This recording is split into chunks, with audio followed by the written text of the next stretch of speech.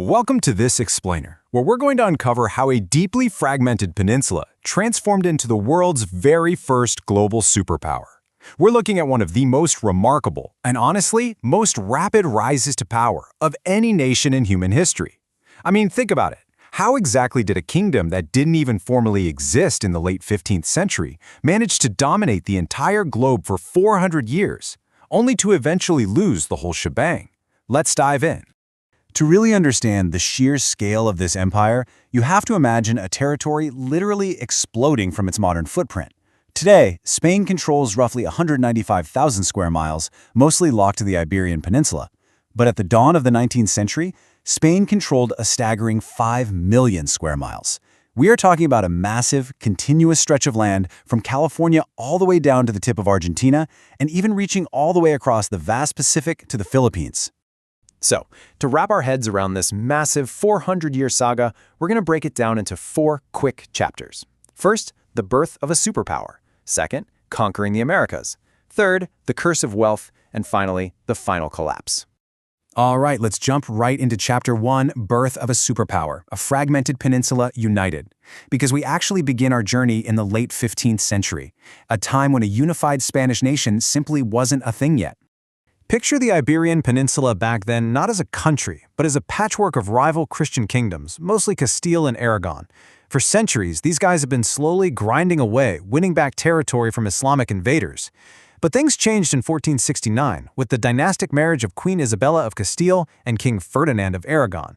This power couple effectively united those Christian kingdoms.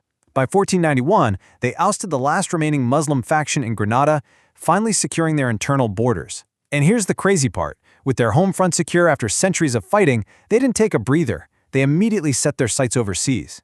You see, Spain's neighbor, Portugal, was already out there exploring the African coastline, desperately trying to find a sea route to the lucrative spice-producing East Indies.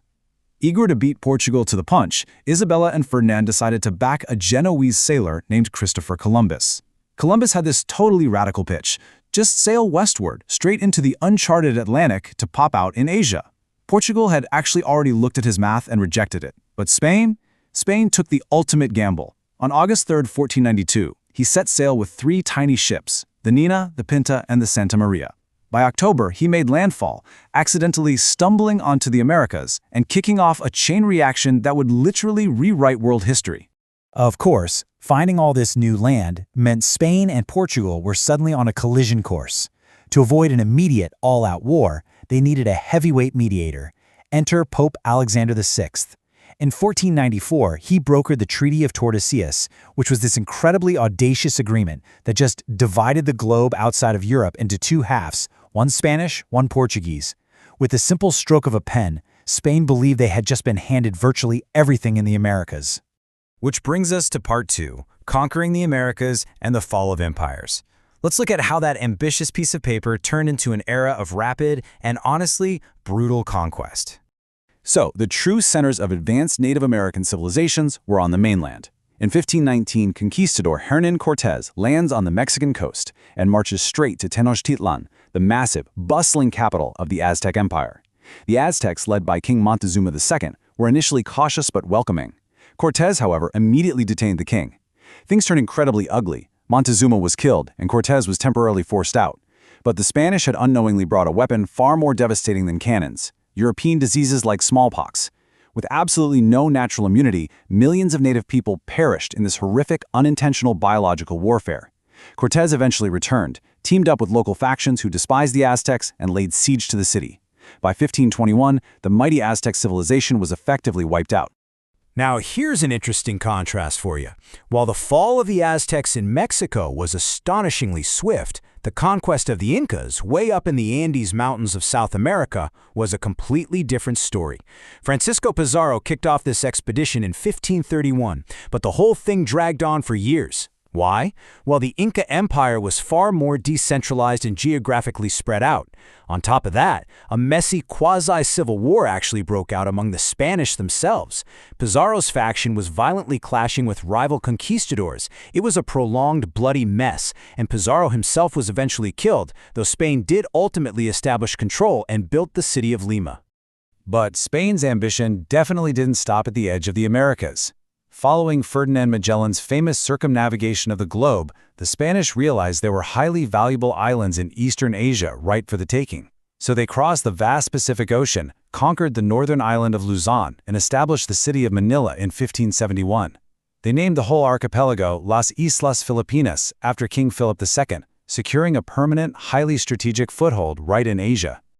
Okay, moving into part 3, the curse of wealth and a mountain of silver. Because as you can imagine, expanding and sustaining a global footprint from Mexico all the way to Manila requires unimaginable amounts of money. Which brings us to a really fascinating historical paradox. Shortly after taking down the Aztecs and Incas, the Spanish struck the ultimate jackpot: massive precious metal deposits. The absolute most staggering find was Cerro Rico near Potosi in Bolivia, discovered back in 1545. Look at this chart. An unbelievable 80% of the entire world's silver supply over the next 2 centuries came from this single, veritable mountain of silver. It's mind-blowing. But we also have to remember the human cost here. This unprecedented wealth was extracted entirely through the brutal forced labor of the native populations. So picture this. Annual treasure fleets are shipping literal mountains of gold and silver back across the ocean to Spain. Which begs a huge question. How on earth does a boundless, seemingly infinite supply of precious metal actually lead an empire to go totally bankrupt? Well, the answer lies in what historians call the price revolution. The sheer volume of bullion flooding into Spain's coffers was so overwhelmingly massive that it actually devalued their own currency. It sparked a rampant period of global inflation throughout the 16th century. And to make matters worse, the Spanish government was bleeding money, spending astronomically on non-stop wars back in Europe. So, despite literally owning the treasure ships, the government mismanaged their funds so badly that King Philip II went bankrupt? Not once, 4 separate times. 4!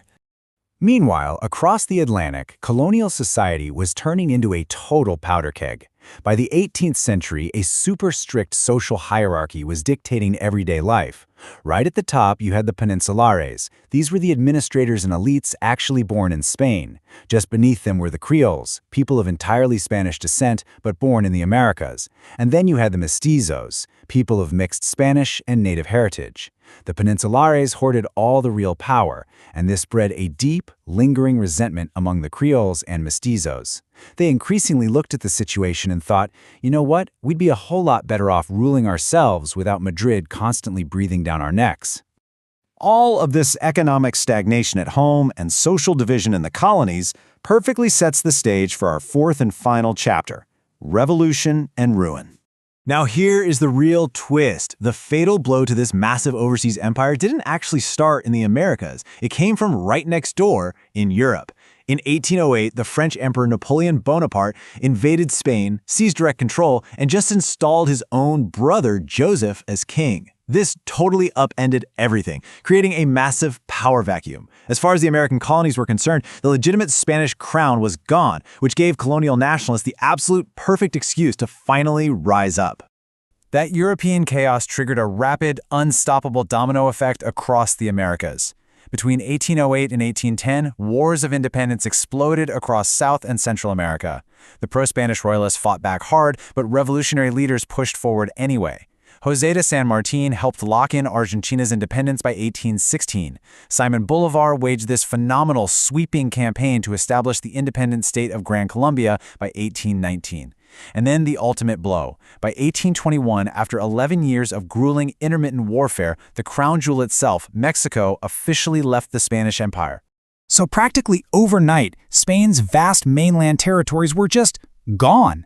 Throughout the rest of the 19th century, a politically shaky Spain jealously clung to its last few vestiges of imperial greatness, mostly Cuba, Puerto Rico, and the Philippines. But eventually, even these islands erupted into guerrilla warfare and insurrection. The final curtain officially fell in 1898. The United States intervened in the Cuban War of Independence, sparking the brief Spanish-American War. Spain was roundly defeated and forced to hand over its very last colonies. After exactly 400 years, the global empire born from a chance maritime discovery was completely erased from the map. As we wrap up this explainer, I want you to consider this final thought. We just watched a nation use exploration and brutal conquest to secure literally the greatest sudden accumulation of wealth in human history. And yet, those very endless resources are exactly what triggered massive inflation, financial mismanagement, and ultimately their imperial downfall. So, if unlimited wealth and territorial overextension bankrupted the very first global empire, what lessons hold true for the superpowers of today? Thanks for exploring this fascinating slice of history with me.